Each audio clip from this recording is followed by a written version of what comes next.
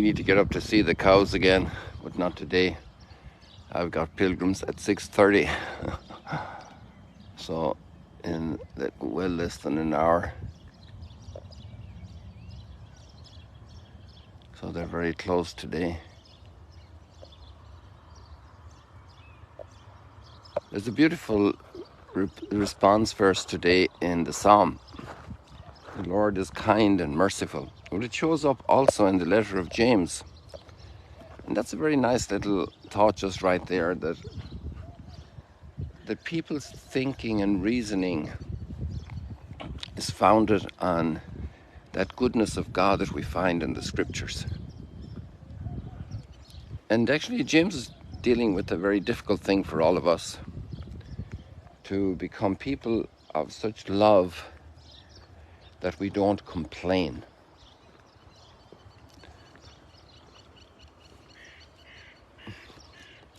The challenge of complaining, or the bigger challenge of not complaining,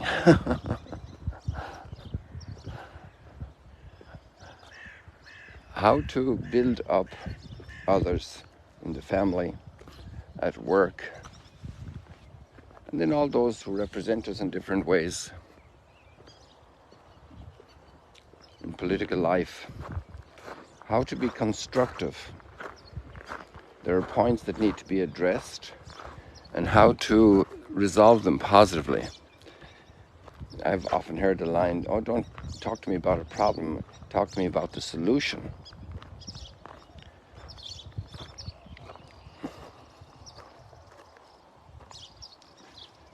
There's a famous line from Mother Teresa to somebody who was asking her about all the world problems and what he should do. And said, "Go home and love your family."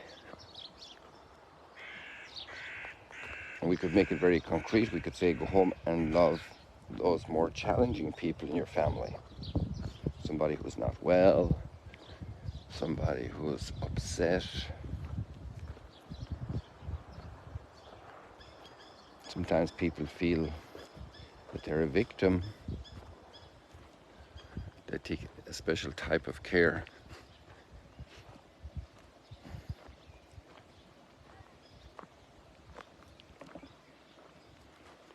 And every single person who's lifted up, encouraged in some way, is a changed world.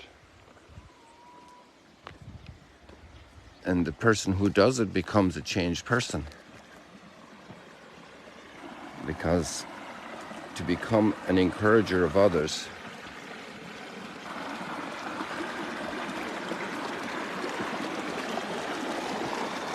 is one of the best assets we can have in the world.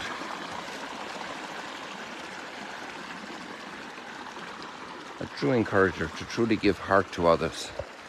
In the limited measure we can do that. And we also know that we're not the source of that, the ultimate source. The ultimate source is the giver of all gifts.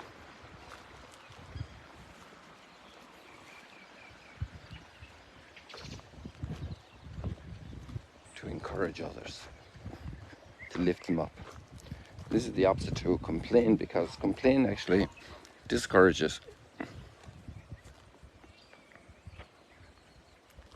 Oh, we have a purple heron right here in front of us. I don't know if it's a smaller one or a normal one. Can't really tell. This is as close as we've had a purple heron right on screen. I think we're about 15-20 yards maximum away.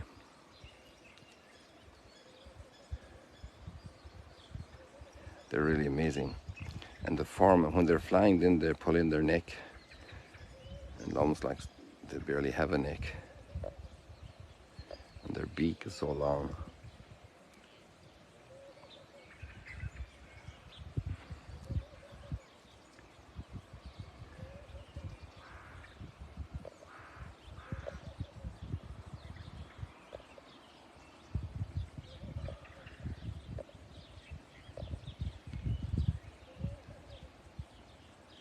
It's poised to fly, should that be required.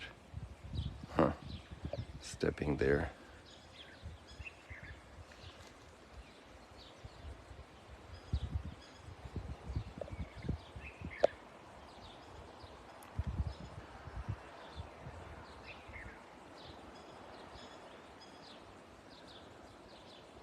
It's probably a good spot for fishing because there's water right underneath her.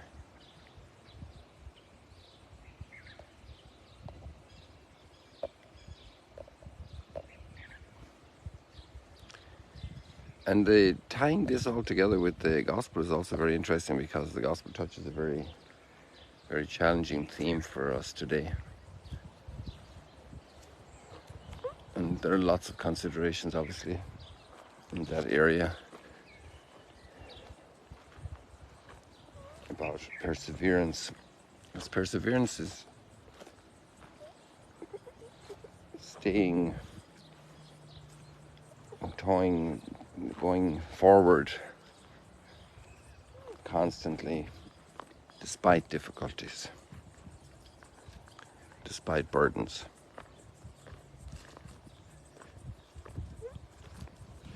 And in order to persevere, we need a stout heart. And complaining doesn't help.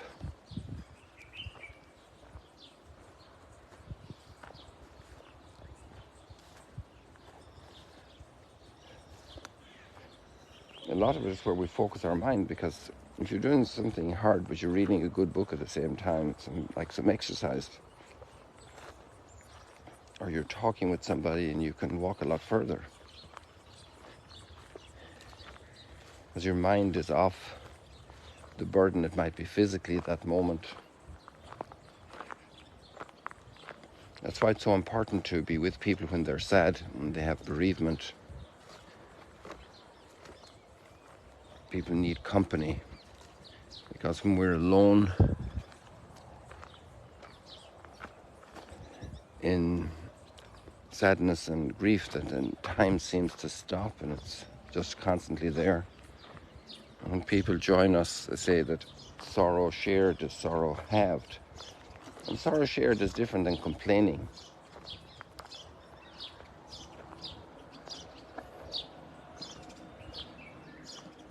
Maybe sorrow shared is more filled with compassion and a genuine reaching out for help, saying, I can't handle it alone. It's very heavy. And somebody is there to put their hand on their shoulder, to give a hug, to converse.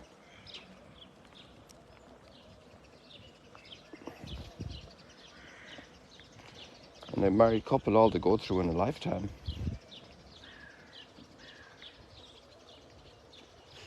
Bearing each other's burden and bearing the burden of others together.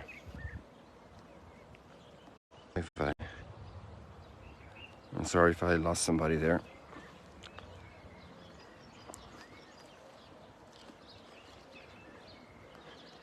So the question here is how to get love to triumph.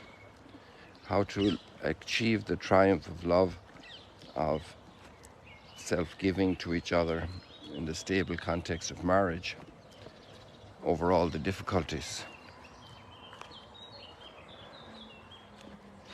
One provides an extraordinary service to people when one can help people to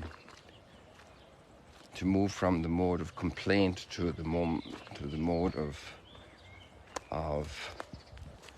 help, of strengthening, of encouraging.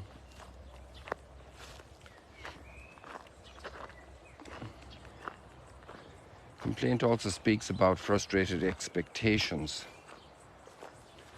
and sometimes the wrong expectations are placed on a partner, on a spouse. Sometimes people are naive and think that another person can make us happy. And that's too much burden to put on a person, because none of us have infinite resources by ourselves. And our heart has infinite longings that can only be filled by God. So there's great little wisdom in the phrase to not look to each other for happiness, but to walk together towards God, and happiness will be found. And obviously a decision to live like that for a lifetime requires great discernment. And also not just discernment, but great preparation. And not just great preparation, but constant maintenance. So there are 3 words: to discern well. Can these 2 people walk together? Is this the right person to walk with me through life on a permanent basis, with all the eventualities that can transpire in a lifetime? And are we prepared to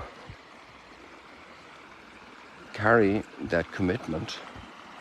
How do we prepare together? And then how do we maintain the preparation? Because athletes might be ready today to run a 100-meter race or a 5-mile race, but in a week's time they might be out of shape. In a month's time they might be out of shape. And it's not a 100-yard sprint in a marriage or a 5-kilometer or a 5-mile race. It's a lifetime. And the maintenance that's needed when people run marathons, they have lots of stops along the way, snack bars and drinks, and also somebody just to help with the bandage or something if there's a cut or a damage. Discernment, preparation, and maintenance of capacity to keep oneself in form for a life of love and support. A life that's not a daily complaint, but a daily encouragement. It's wonderful to see this wisdom. And it's a wisdom that's not just from pure speculation and philosophy. It's the wisdom of this text in St. James' letters coming straight out of the Psalms. The Lord is kind and merciful, and that's what we all need. Thanks be to God that He's kind and merciful, and then we need people around us who are kind and merciful. And we can be one of those kind and merciful people that allow a new sunrise for people today. A new moment of hope, light in darkness, and discouragement.